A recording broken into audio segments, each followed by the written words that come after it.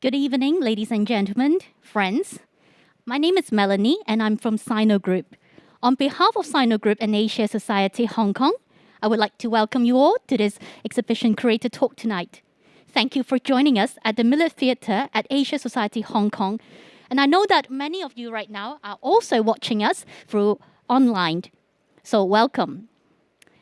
Today actually is very important.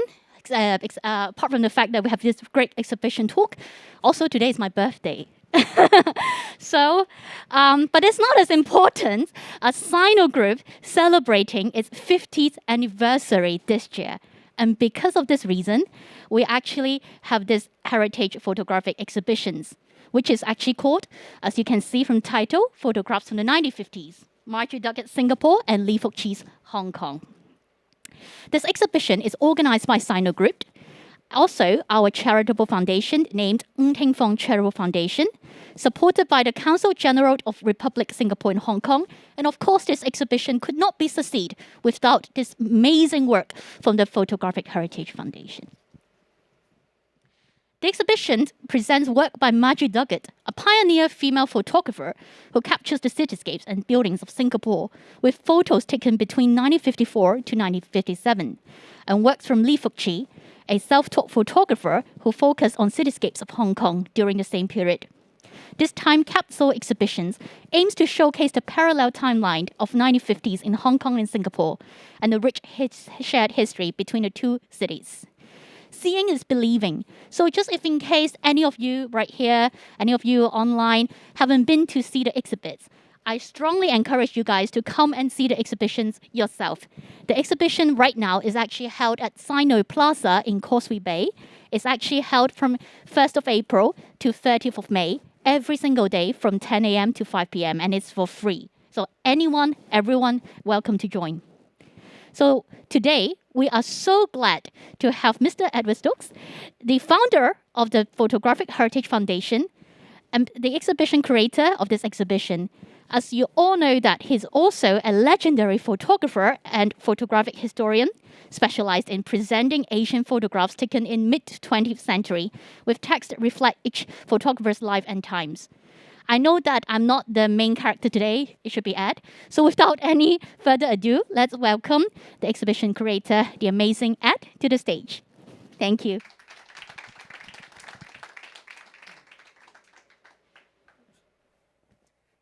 Thanks. I'd have to begin by saying Mel is also amazing. And to be here on her birthday, thank you, Mel. The best news of this week for me was the Asia Society staff very kindly said I could speak without a mask, and so I shall. I wish I could extend the same joy to you, but I can't. But nonetheless, a very warm welcome to you all here in this lovely Asia Society theatre. And I would also endorse what Mel said, although I'm the curator, I kind of have to say it. The exhibition at Sino Plaza is a delight.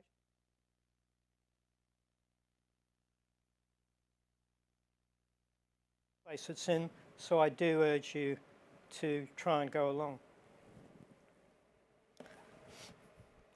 So welcome all to this talk about Marjorie Doggett and Fook Chee.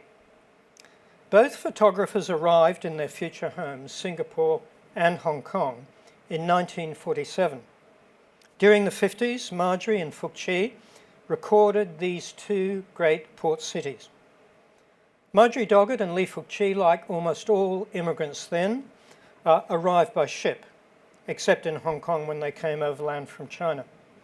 Reflecting their backgrounds, Marjorie and her future husband Victor arrived as liner passengers from England.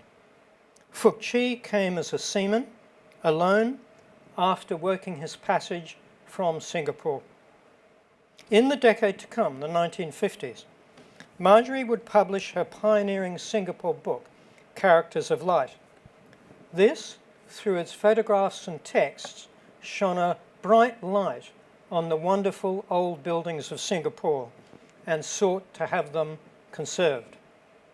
Fook Chee would use his photo-taking skills to portray Hong Kong for tourists, who thus took home with them most then did not have cameras, Lee's vivid impressions of Hong Kong.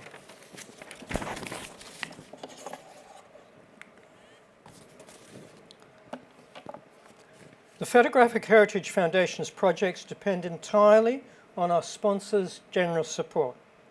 Our sincere thanks for the current exhibition, a book, and this talk go to our sponsors, Sino Group, happily celebrating its 50th anniversary, Nteng Fong Charitable Foundation, and with great feeling, our thanks to Daryl Ng and Nikki Ng.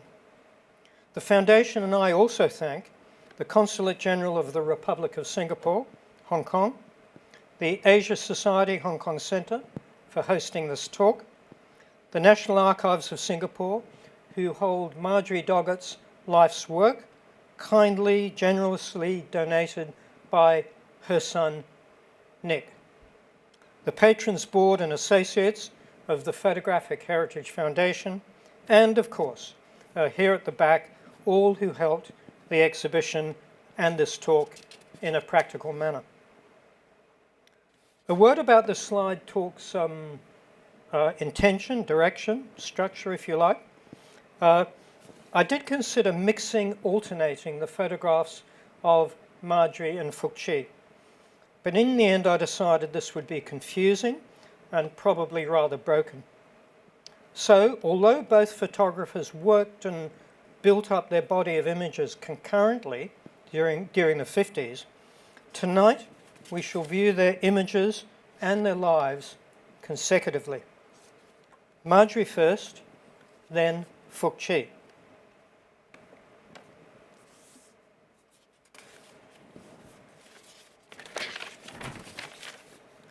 Three years ago, as I examined Marjorie Doggett's negatives and documents in the National Archives of Singapore, her story took hold of me, as Singapore once had captured Marjorie herself. In Characters of Light, helped greatly by her husband and creative soulmate, Victor, Marjorie wrote, "As we sit watching the tropical moon trace a silver path across the sea and glisten on the palm trees overhead, we know that Singapore has taken our hearts for her own."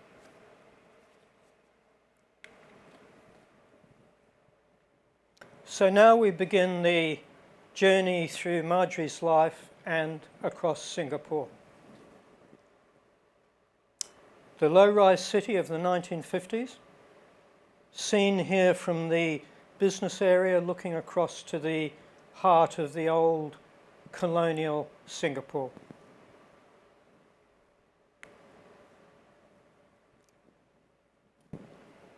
Of all Marjorie's photographs, this perhaps is the most beautiful, wonderfully composed and lit, framed by these two pier arches, and the building is the Fullerton Building, Singapore, then the General Post Office. Today, the beautifully restored, elegant, wonderful, the Fullerton Hotel, Singapore, connected with Sino through Far East. Midday, tropical heat, cyclists trying not to perspire, a long view along the facade of the classically inspired City Hall to the great copper dome of the Singapore Supreme Court. When Marjorie and Victor arrived in Singapore in 1947, much of the state, the then colony, even into the 60s, was quite rustic.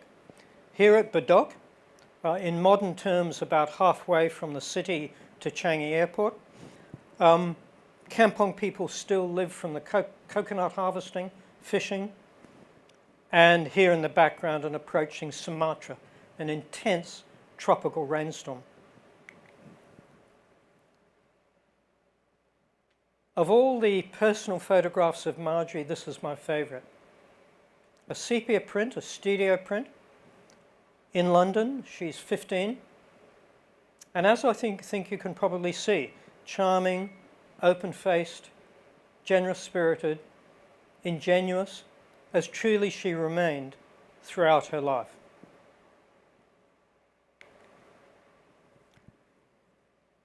During her teenage years, Marjorie had gained from a local chemist the basic knowledge of photography, of shooting, developing, printing. And she became a quite accomplished, self-taught amateur. Here, her first serious album, beautiful sepia prints of Cambridge, and the album composed literally 2 months before the beginning of the Battle of Britain. The page is now so brittle that even a conservator cannot lift it without a little bit breaking off.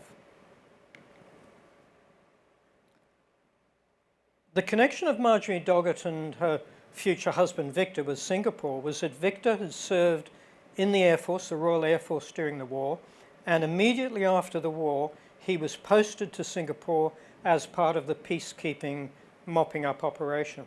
He fell in love with the place, no question. He returned to England. Marjorie and he, by this stage, saw themselves as a future couple. They'd fallen in love. And Victor persuaded Marjorie to completely uproot, a very difficult thing in those days, to leave familiarity, family, friends, everything, and go to Singapore. And so they did.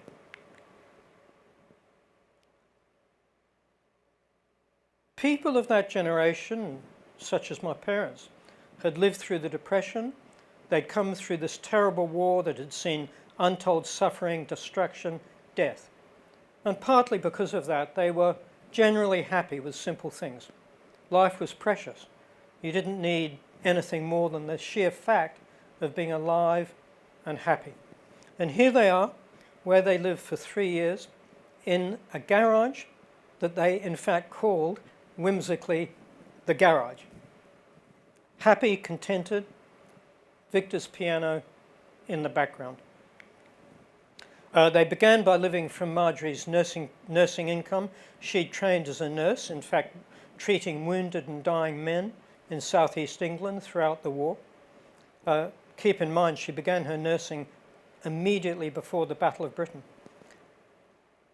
But Marjorie also had another great passion besides photography throughout her life, indeed really a deeper passion, and that was caring for animals. Here, a neighbour's armour, fairly clearly a Cantonese black and white armour, with this wonderful cat, Basil. We know Basil's name because Marjorie logged and named every photograph she took.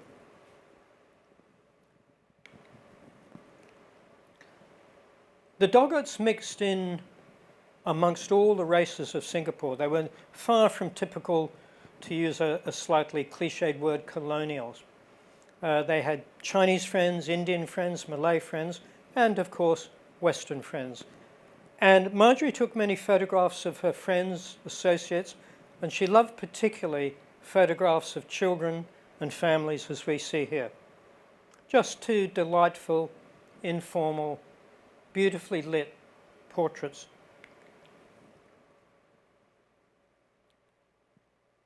As I said, Marjorie had trained as a nurse, and to be a nurse, you certainly need to be organised. But I think it was more than that. Marjorie was innately organised. Nick, her son, tells me that. In the kitchen, every tin faced a certain way. And she was meticulous. In the National Archives, there is a hoard of material, letters, diaries, documents, cuttings, it goes on and on. But the absolute treasure of the entire collection is a negative logbook, and this is a page from it, where amazingly, over 20 years, she logged, recorded every photograph she took, or at least those she kept. And to me as a photo historian, or to the archives that now hold her material, this book, or logbook, is a gem, because it means each of her photos can be dated year by year. Donald Moore, himself a wartime naval officer who'd survived the utterly brutal Murmansk convoys. He did 6 of them. It's incredible he survived. He too came to Singapore in 1947 and became effectively a cultural entrepreneur. Amazing energy, talent, vigor, initiative, and he published Marjorie's book. Sadly, in the end, he overreached, and the end was rather tragic. But a man of great vim and vigor, who in the Western cultural scene, as against the Chinese, Indian, Malay cultural scenes, was really Mr. Singapore. And it was Donald who encouraged Marjorie in the early 50s to set out to photograph a book. And this is it, Characters of Light. The first book by a woman of Singapore, full stop. Oh, sorry, the first photographic book by a woman in Singapore, and the first photographic book documenting the built landscape. It was a pioneer, a generation at least ahead of its time. Beautifully researched, wonderful photos, and it was this book, or being advised about this book, that led me to search out Marjorie's collection through, and that led me to her son Nicholas, now a very dear friend. The book was republished in 1985, and then it had even greater impact because by now the society has moved on, people are more aware of these issues. After the book came out, 10 years have passed since they left England, and they returned to see their families, but they were independent, they were unusual people. They took a ship to Calcutta, here, leaving Singapore, and in the Bay of Bengal. Beautiful lighting, and from Calcutta, quite remarkable in those days, they drove to London. A long, arduous, and in many, many places, extremely risky journey. St. Peter's, where amongst all the other great cultural sites of Europe, they visited. And an interesting reflection here back to Singapore in two ways. First, that many of Singapore's interwar buildings and before were classically inspired. They were kind of miniature versions, if you like, of the great, much older buildings of Europe. But the other thing too is you can see here Marjorie's use of light, middle tones, shadows, to delineate, to bring out the strength, the body, the three-dimensional beauty of buildings such as this, or those in Singapore.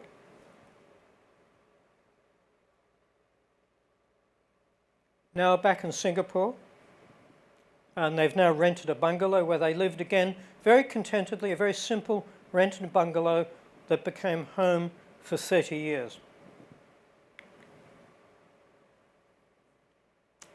In the early 60s, they became citizens. They lived out their lives in Singapore and loved every part of the place.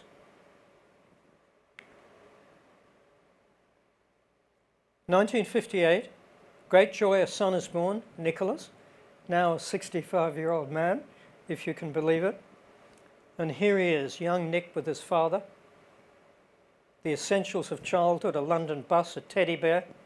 And of course, Nick took on his parents' very, very great love of animals and kept it through his life.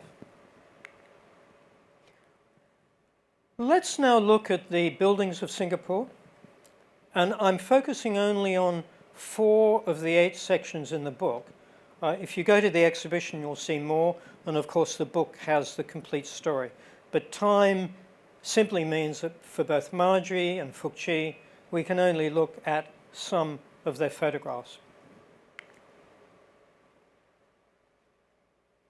St. Joseph's, a beautiful school from the mid-19th century. Still there today, superbly restored as the Singapore Art Museum, a modern art gallery. Here we're in the absolute centre of the old part of Singapore, looking from Victoria Theatre across Empress Place, these great colonial names, the Singapore River, and to the side now of the Fullerton Building.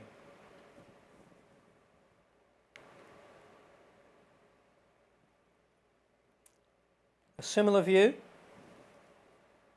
framed by the statue of Stamford Raffles, Sir Stamford Raffles, and on the right, the Dalhousie plinth, named for one of the high East India Company officials from when Singapore with Malacca, Penang, was one of the 3 Strait settlements.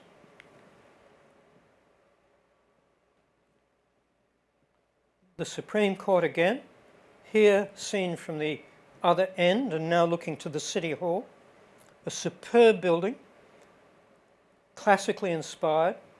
Many of these interwar buildings were built from the great wealth the government of Singapore garnered from the 20s boom that have had massive profits from tin and rubber in the Malay Peninsula. But ironically, they were built during the Depression, and the Second World War was just around the corner.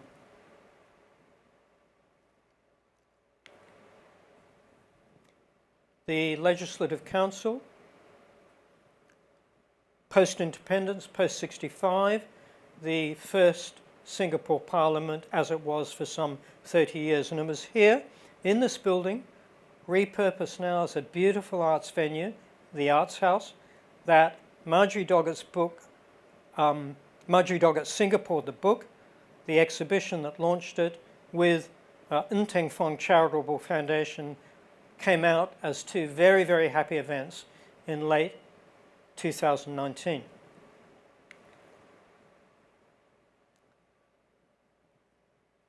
Both Hong Kong and Singapore, of course, are great port cities. In fact, their ports are their reasons for historical existence, certainly in the 19th century and even today. But they are quite different ports. Here again, this lovely photograph of the Fullerton building, now this grand hotel, Fullerton Hotel Singapore. And I think what this photograph shows is not only Marjorie's photo-taking craft, the framing, the lighting, the moments with the clouds, but also the sense, which I think is true, that then life was slower. There was more time to sit and think, something perhaps we've lost today. Clifford Pier, from where she took the previous photograph, you can see the arches that she was looking through. Looking eastwards, Changi Airport would be about 15 kilometres to your right.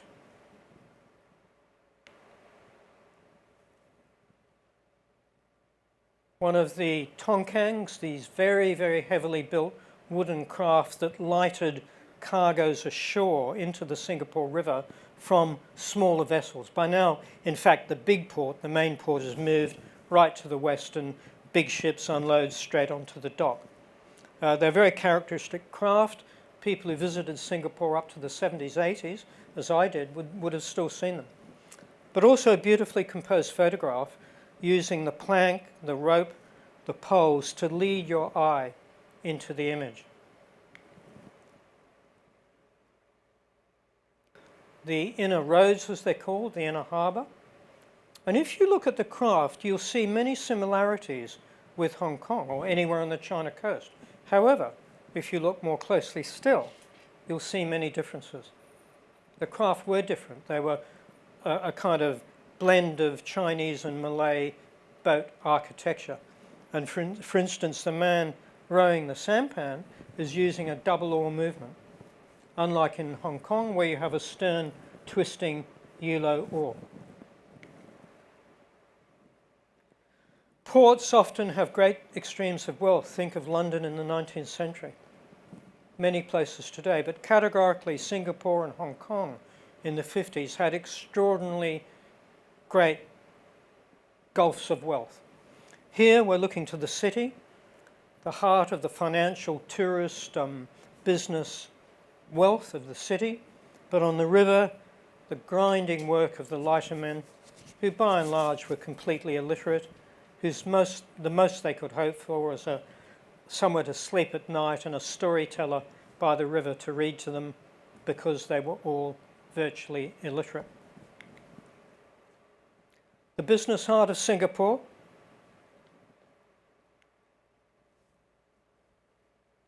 I'm being advised I'm going a little bit slowly, so I'll speed up a little bit. This is quintessentially the heart of Singapore. Indo-Saracenic architecture that's come from India via Malaya. And this area now is fundamentally changed, simply because it was so small and the land was so valuable. Well, let's end quickly with some photographs of Marjorie's music photography, and this is where she really blends together with Victor. He was a piano teacher, became very well known, also a music newspaper critic, and Marjorie supplied many photographs for his newspaper work.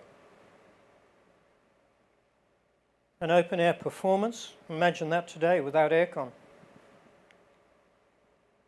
And Victor did a great deal to push forward the futures of his best students. Here, a benefit concert for Catherine Tan. And here she is, Catherine, second from the right, about to be launched off to London to study piano. And she became a well-known pianist. Marjorie's studio or performance shots of musicians are superbly lit. There are notebooks in her collection with these minute diagrams of lights pointing all this way and that. Very complicated stuff. But the results are superb. Irene Kohler, a British pianist, and Florence Margwong from Singapore itself. Well, let's now turn to Fook Chee. In 2011, with Fook Chee and an advisor to the foundation, Liu Qinming, we discussed publishing a book of Li's photographs. Then 84, forthright, his own man, always voluble, I can assure you, with emotion and emphasis, Fook Chee exclaimed in Cantonese, "All my negatives could have been lost, but now, by chance, we have met. You can save my photos. We must keep my photos alive for Hong Kong."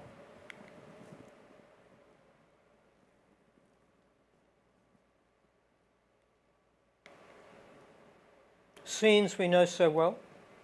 This particular photograph was the one that convinced me, and you might ask some questions in Q&A why I needed convincing, that we must try to do a book of Fook Chee's photos.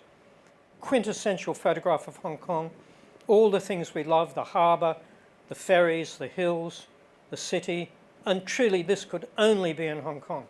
Particularly if you think, were you looking the other way, we'd be looking to the Nine Dragons. Equally impressive, but in a different way.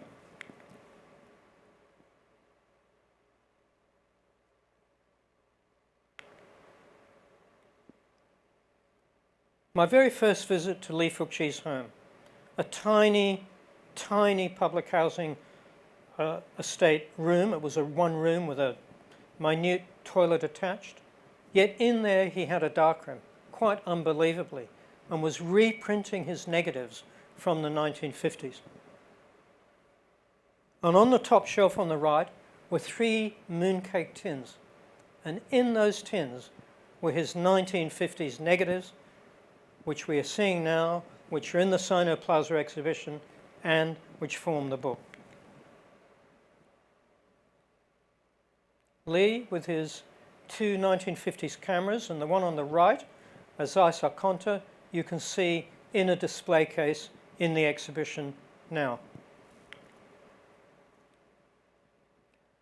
Approaching projects is always complex. There are many factors to resolve: legal, copyright, practical, technical, and certainly in the case of Fook Chee, paying him as one would pay a serious professional photographer to use his images. But gradually we move forward, and a critical task was taking into our keeping, that's the foundation's keeping, his negatives, partly because I needed working access to them, partly because they were kept in a tiny flat about 2 meters from where he cooked in a wok with open flames and oil. Put that together. And here we are at Deacon's, the foundation's lawyers. A great thanks to Deacon's for all their painstaking work over 2 decades for this foundation, and particularly because of its great complexities for the Fook Chee project, working with a man who was just literate. The lady Patricia Chu, who with me co-authored the book, and on the right, a great friend of mine, Don Breck, a Hong Kong archivist.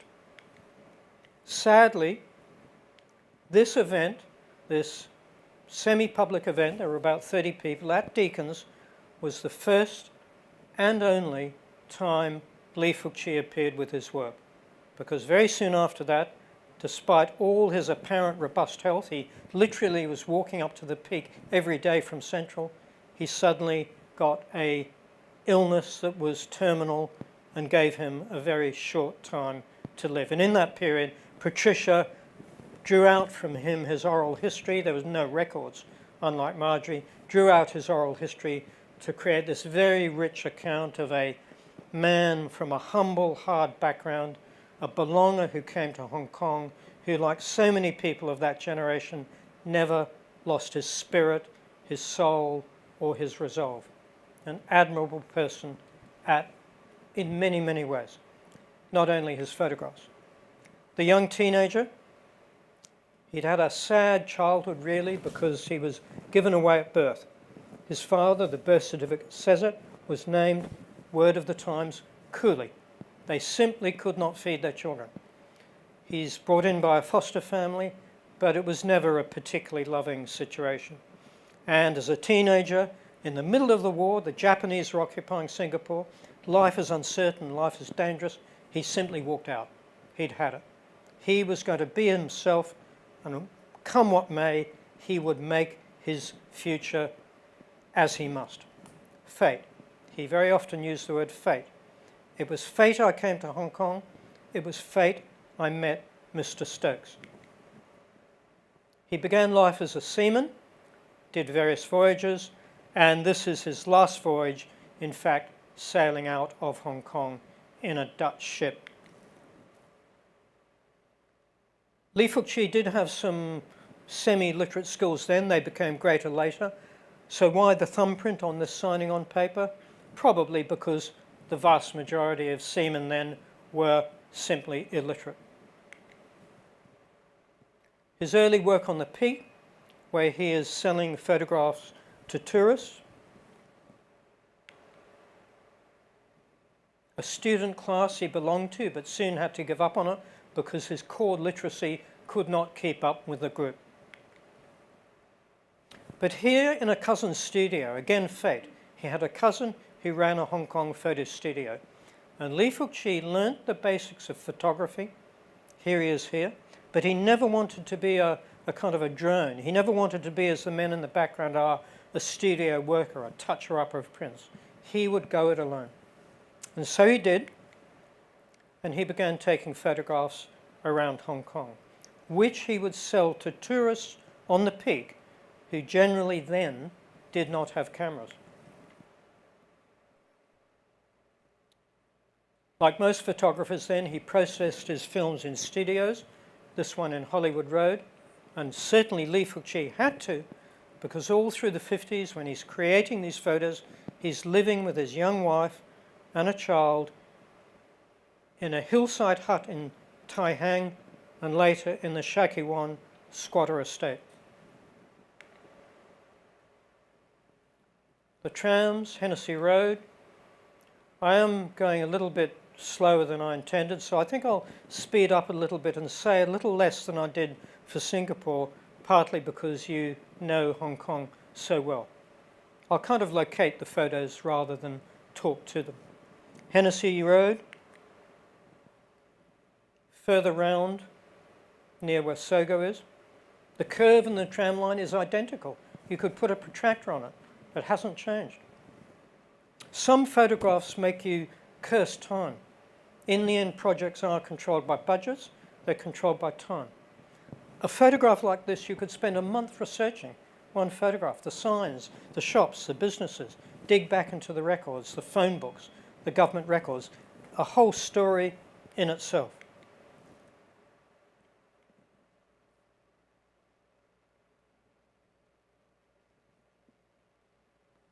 Post-1952, because the Bank of China is completed.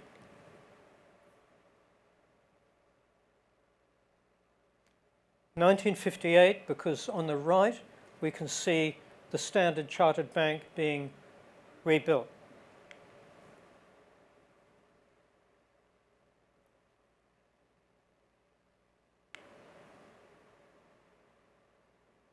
Pottinger Street, the buildings are taller, sure, but in many ways the feeling, the sense of the street, the stalls, the coming and going, not really that much different.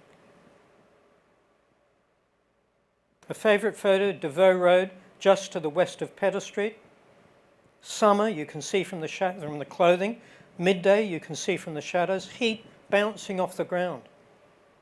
Everybody going about their business. The lunchman, the trams, the tram inspector in his summer whites. The harbour, of course, is the heart of Hong Kong. It always was. It is today, although the container port, of course, now has moved right out to Kwai Chung. And sadly, in a way, the harbour has far fewer vessels in it at any time than in the 50s, 60s, 70s. Containerisation, it all began moving out, as of course it did in all the great port cities, London, Sydney. Containerisation ate at the heart, if you like, the beating heart of the old harbours. Containers are efficient, but they're not particularly human. The Prior, the General Post Office in the right background with the tall column. This is St George's Building. The Mandarin would be just off to the left.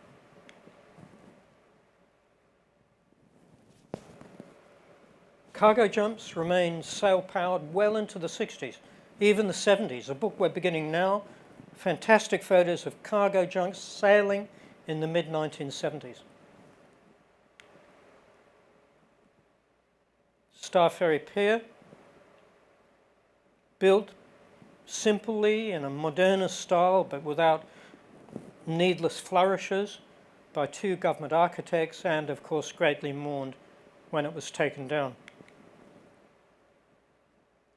A lovely shot, the Western Harbour. It has to be late afternoon. We're looking towards Lantau.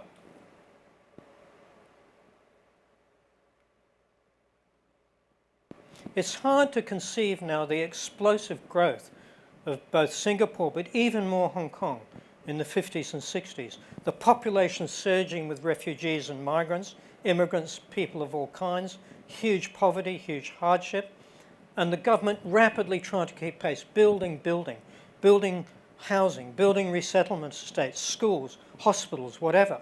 What did you need? You needed concrete. How do you make concrete? With cement and sand. And here we are at Jordan. You can see the ferry looking towards Sheung Wan, and these men doing again this hard physical work, bringing sand ashore from a river lighter. But there were good times. Life was not just drudgery. And although people had very few material things, they couldn't conceive our consumer society. Nonetheless, they had great inner pleasures. There was community. People had fun. They didn't always lock their doors. And here in Sheung Wan, I love this photograph, reminds me of my own childhood in Hong Kong. Some boys just larking around, swimming in the harbour, having a great time. Without a toy in sight, without any plastic in sight. Swimming became very popular in the 50s. Government promoted it, a very cheap form of recreation, and Taikoo Swire built this pool for their workers. Well, now, I must move on, but the Peak, critical to the story, because it was on the Peak, as a young man in the 50s, that Fook Chee saw an opening, a way to make a living. He didn't have airy-fairy ideas of being an art photographer or this kind of genre or that kind of genre. He simply saw he could make money. And somebody might ask in the Q&A about a question I once put to him that was completely wrong, because it was my mind, not his, asking the question about why he went to the Peak. But on the Peak, and you can see Victoria Park still has to be reclaimed, during the 50s he sold photographs outside the lovely old pre-war Art Deco terminus. He'd greet people, hawk his photos. Sometimes he took portraits. Here, these two ladies. Or here, these two Commonwealth Navy sailors. Britain, Australia, New Zealand, Canada, we don't know, but they all wore basically the same uniforms. And down below, this incredible view, this bird's eye, or you might say black kite's view of Central seen from the peak. So on to the last area, Kowloon. And keep in mind, this is only a very, very small part of the book. The KCR lines curving round to the terminus. Now that line of hotels. In the right, I'm sure you'll recognise the peninsula, the great building of Kowloon, taller by far than any other building. Technically a very clever photograph. Chimcha Chui looking at the old fire station. It's still there in other use because Lee's panned his camera from right to left following the rickshaw to keep the man frozen but blur the wheels. Technically a very, very difficult photograph to take. I went to school in Kowloon, came across on the Star Ferry, remember these old rattle-tap buses. They were noisy, they were dusty, they were dirty, but they had a kind of character, they had a life that the air-conditioned, super comfortable buses of today perhaps lack. Nathan Road. As always in Hong Kong, we know directions because of the mountains. It's looking towards the eastern side of Hong Kong Island. And finally, here we are in a side street called Kansu Street near Jordan, where it abuts on to Nathan Road. And once again, in this single photograph, with its characteristic washing hanging out, one could write a small book. The two books here, the one on the left, very, very kindly supported, sponsored by Nteng Fong Charitable Foundation, Sino Group. And as I said, it was launched in Singapore with Nikki in there in the Arts House in November 2019. Very happy and very special memory. The Lee Fook Chee book had been published about 4 years before. Well, ladies and gentlemen, thank you. That's the end of my talk. I hope I've not gone over time too much, but I know Doris is here for some Q&A. Thank you.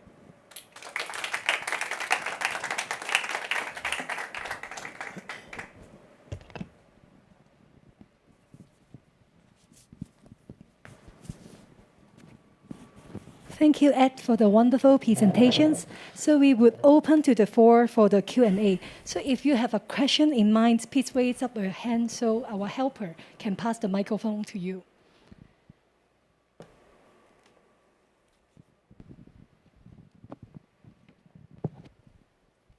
Okay, if not, maybe we can shift to the questions submitted from the online audience. So the first question is, how would you compare your getting involved for the Marjorie Doggett and Lee Fook Chee project? Well, that's a very good question. Am I still turned on here? Yeah. Can you hear me? But both projects had a degree of chance, unlike most of our projects that are based on years and years, often decades of research into huge collections held by institutions around the world. The most remarkable one is the Lee Fook Chee story, because I had simply, when my brother and sister came to Hong Kong for a visit on the very last day, and it was only by chance, we said, let's go up to the peak. And there on the peak was this elderly man holding photographs, selling them. I could see they were from the 1950s, the content said that, but they're in fact very poor quality prints. I bought two simply out of respect for this man making a living selling photographs. And in fact, I thought nothing more of it. But I'd forgotten an absolutely critical photographic fact, that you can have superb negatives but make poor prints. But you cannot have poor negatives and make good prints. And there are all sorts of reasons why prints may be poor. You know, lack of time, lack of light. In Lee's case, he was making prints in a room about the area of that screen. Luckily, his niece wrote to me from Singapore. We'd exchanged contacts and said, Mr. Lee would like you to visit to see his prints. And I, in fact, wrote back saying, look, I'm awfully busy. I can't, politely, of course, because the prints were not very good. But she wrote back again and said he was a professional photographer. That could have meant many different things, but it did mean he was not simply a guy with a camera. So I said we would meet, and he brought the photograph of the Star Ferry, a beautiful print about A4 size, and then we moved forward. Marjorie Doggett, again, was a bit unusual because a great friend of mine, in fact an architectural historian in Singapore, knew of my interest in photos, and he alerted me to her book. He said, you ought to go and look at Characters of Light. So I did. Next question is, do you know if Marjorie is alive? No, sorry, she died a few years ago, but her son Nicholas is still alive. So I contacted Nick by phone. We met, we had lunch, we engaged immediately like that, and gradually we developed a project over 3 to 4 years. Okay, so the second question is, we know that Fook Chee, he placed his negative in the mooncake tin box, right? So how did he catalog his photo? Is that very similar practice with Marjorie Doggett? Oh, that's a very interesting question. The answer really is they were polar opposites. Marjorie, as I said, had trained as a nurse. She also had an innate, highly methodical mind, probably also helped by her husband Victor, who taught piano. If you don't record things, you can hardly teach piano. And so she had this quite remarkable negative logbook, and it's like nothing I've seen. I'm a photographer myself. Most photographers write nothing down because partly they don't have time, partly it's in their head. I could truly look at any photo I took over a 25-year period and say exactly where it was, roughly when it was taken. But of course the risk is, when you pass on, that's all lost. In Fook Chee's case, because of course he was very, very little educated, he had no records. His negatives were in the mooncake tins, but he'd carefully preserved each negative in what are called poly sachets, effectively little separate poly slips in which you put a negative to avoid damaging them by hand. So no, he had no records, but it's not that hard, particularly in a place like Hong Kong where buildings change so quickly. The urban landscape changes 5 years by 5 years, or often less than that, to say when a photo was taken because of the buildings in the photograph. And of course the other great thing about Hong Kong, which Singapore lacks, is because of its topography, and in my case I guess also I spent 10 years here as a nature photographer, roaming all over Hong Kong. The peaks, the mountains of Hong Kong allow you to position photographs almost precisely by recognizing the peak, the profile, and triangulating backwards. Okay, so the third question is, so it is how most of the foundation books and exhibitions project begins with a degrees of chance? Well, that's interesting too, but again, I would say really the opposite. Most of our prior books have been done by digging into big institutional collections, Harvard, Cornell, National Library of Australia, Oxford, National Museum, New Zealand, Te Papa, because they hold huge collections. And part of our work, actually a great part of the work, is building up relationships over years, over decades with archivists, librarians, curators, who one gets to know and one becomes quite friendly with, and they alert you to material they hold. And so by and large our projects are drawn from digging in to these big institutional collections. For example, our next book, I mentioned something about junks still sailing in the 70s, will be based on the quite incredible photographs of a man called Brian Brake, exhibited here in an exhibition called Double Take. In 2016? Right, great exhibition here.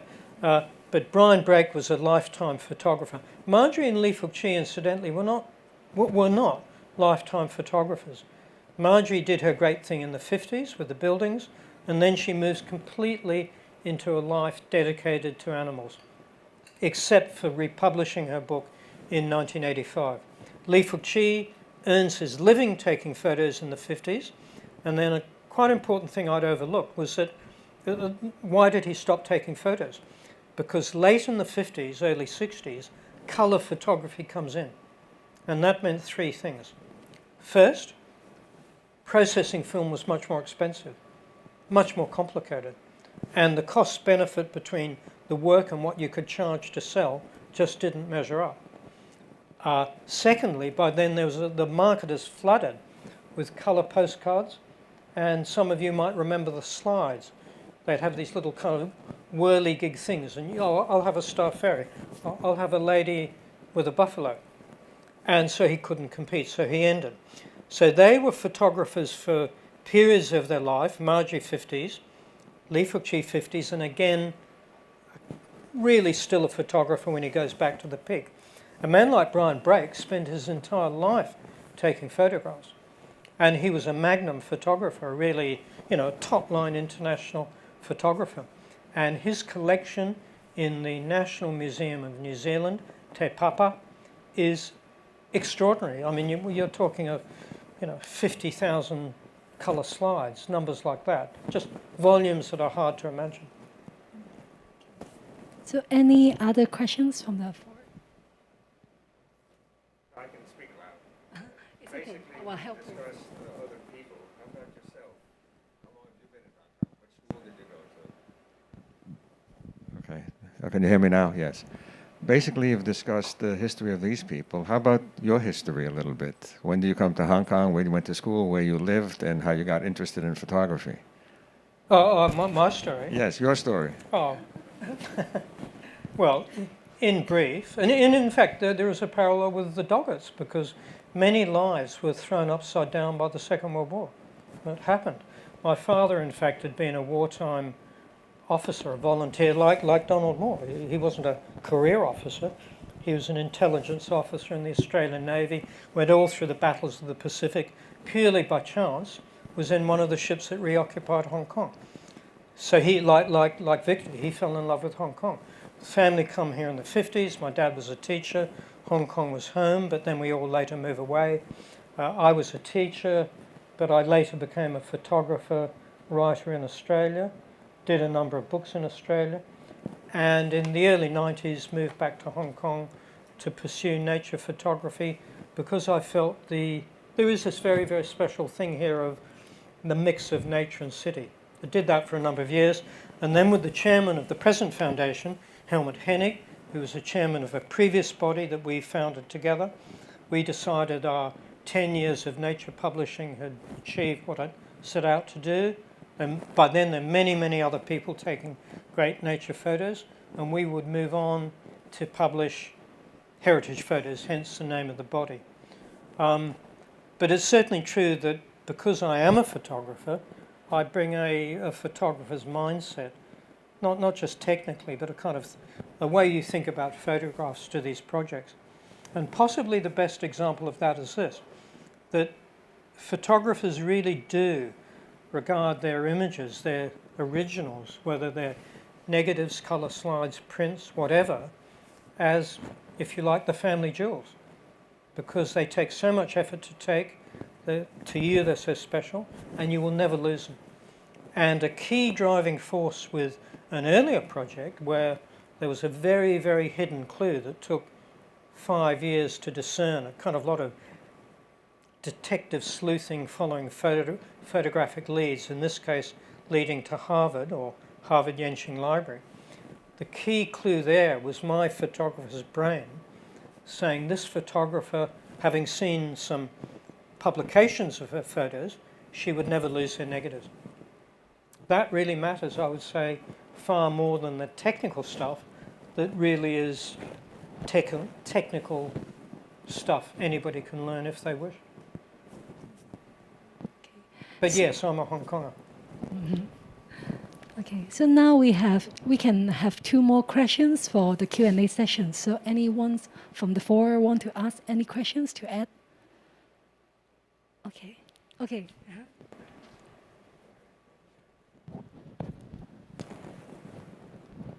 Yeah, I'm not a professional. I just, as a hobby, taking pictures of And a lot of my old photographs were taken in the 1970s in Hong Kong, but they're color slides. Where in Hong Kong can you take a color slide and make it into a photograph, if you still can? You have many color slides Yes. of yours from the 70s. Yeah, 35 millimeter, yes. Right. And the question is? Where in Hong Kong can you take a slide and make it into a photograph? Right. Well, to do that, you have to scan the slide. Essentially, you turn the color slide into a digital image. And in fact, this highlights a very salient point, that in the work we do, where you're working with large institutions, Harvard, National Library of Australia, Te Papa, they have within their huge institutions dedicated, highly professional photographic labs that are photographing everything. 10th century documents, you know, the skin of a platypus, whatever. But they also do high-level photographic work, and they have very high-level scanning ability. Images there are basically safe because they can be scanned. Images like yours, or for that matter, Fook Chees that exist outside of collections, are at risk from the simple fact that fewer and fewer companies are doing this quality of scanning because of the whole digital revolution. The demand has gone down so much that they can't be bothered doing the work, or they can't buy or service their very high-end scanning machines. That was also why when the foundation, although there's only one case this has happened, where we do a project such as Marjorie Doggett, where the originals are not held within an institution, the first thing to try to persuade the owner of the photographs, in this case Nick Doggett, to do is to either sell or donate, most people donate, the photographs to an archive, because then they're physically secure, they can be conserved chemically and so on, and they can be scanned. But to answer your very specific personal question, perhaps ask me afterwards. There's some company names I can give you. Okay. So maybe the last questions. Okay. Thank you very much for today's talk. I want to ask, when you met Mr. Fook Chee, did you guys discuss about Hong Kong? And if so, what was his take on the change of Hong Kong? Or how much Hong Kong has changed during his time? I couldn't quite hear the question. So when you met him, Mr. Fook Chee, did you guys discuss about Hong Kong as a city and how much he had changed during his time here? Oh yeah, sure. Yes, we did. And if you go to the exhibition in Sino Plaza, one of the display cases has his 1950s photographs compared with photographs he himself took with a modern digital camera in the 2000s, where he's essentially looking, you know, the view from the peak then, the view from the peak today. Yes, of course, he knew very well that Hong Kong had changed in its cityscape and, of course, its social life profoundly. And that was one of the reasons why he was, well, as I said, Fook Chee was not educated in a kind of conventional sense, but he was a very intelligent man, and he was a very shrewd man. And he could see that because the city had changed so much, evidenced by his eyes, by his photos, that there was now greater interest in remembering the past. So he goes back to the peak to sell his photos. So the answer is yes, he certainly knew the profound changes Hong Kong has seen. Did he put a value judgment on that? I would not know. I think it's in the book. I wouldn't want to say off the top of my head. Okay? Okay, so maybe I raised the last question submit from the online audience. So how would you describe their contrasts? In what way are they different in their works and as artists? Well, I think the great similarity between the two of them was that they, well, in a simplistic sense, but that's all it is, they were self-taught. You know, they learnt photography on their own. But dig down into that deeper, why can you be self-taught? Well, you primarily have to be very self-directed. You've got to have inner resources that carry you forward, and despite setbacks and so on. So they shared that. They had a great interest in their surroundings. They certainly had, I would say, innate visual eyes, composition, for instance. But I'd also say that a lot of those things, as I believe it with myself, come from long years of practice. I don't really have a great belief in pure innate talent. I really believe it's mostly doing it more and more and you become better, provided you're self-critical, as Marjorie and Lee Fook Chee were. But in other ways they were profoundly different because, they had different aims. Marjorie set out to record these buildings because she could see in post-war Singapore that had to change radically. I mean, post-war you had 20% unemployment, terrible housing, shocking poverty. Those things had to be resolved, and that meant rapid economic growth. That meant buildings coming down. Lee Fook Chee was much more pragmatic. He simply was a poor man who set out to take photographs. And perhaps to end with, this is just one final memory of Lee Fook. Well, let me just give two final memories of Lee Fook Chee, personal ones. I can't give personal memories of Marjorie because she died a year before I came on the scene. All I know from her in a deep personal sense is from Nick. But with Lee Fook Chee and with Patricia Chu, the book's author, there was this lengthy process of oral history. It was often very, very difficult because by now Mr. Lee's in a wheelchair. He literally knows he has months to live. How long we don't know, but it is not a long time. He'd lost the use of his legs. He knew he could never go back to the peak, and basically he was preferring to die. If Mr. Lee could not be active, if he could not go back to his peak, where he belonged more than probably any other place in the world, why continue living? I would say that's a sensible attitude. But in this very difficult time, we recorded his memories. Marjorie, Patricia, who was the co-author with me because of her Cantonese, drew out this fascinating detail about a poor immigrant that speaks not only to Mr. Lee, but to all the poor immigrants, refugees who came to Hong Kong in the late 40s, early 50s. And after one of these interviews, it was the only one that I directly participated in because it was about photographic technique. And I needed to ask the questions because I had the technical photo know-how. And after that interview, Patricia and I were coming away, she'd translated, and Patricia kept saying, we know so much about his life. We know so much about his life. Well, she said this repeatedly before, but I cannot discern his photographic muse, M-U-S-E, the word for a creative person's kind of inner voice, talking to yourself, what to do, how to do it, and so on. And suddenly, I know exactly where it was. It was on an escalator in Festival Walk, coming down to the MTR. We both, at the same moment, had this realization.